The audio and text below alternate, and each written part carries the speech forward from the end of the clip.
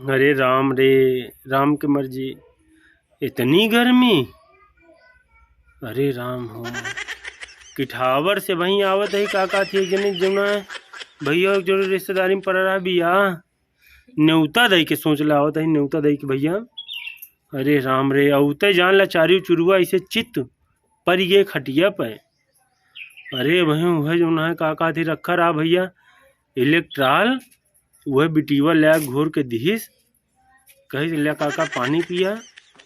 अरे राम हो पिए ओकरे बाद 1 घंटा के बाद या वहीं होश आए भैया उठे। फिर इतनी गर्मी पिछले 150-200 साल में इतनी गर्मी नहीं पड़ी जितनी गर्मी अब की पड़ी है। और लाइट का स्थिति है दिखता है भैया लाइट जान ला ऐसे चली जाता है सवेरे सवेरे तो जाना संझा पर लाइटी के जाना दर्शन नहीं होता है।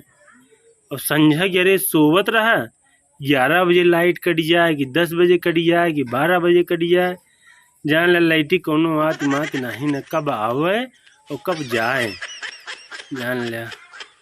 लाइटी के तो बहुत दुर्दशा है पूछा जिन इतनी गर्मी हमरे यहाँ कबो पड़ी नहीं।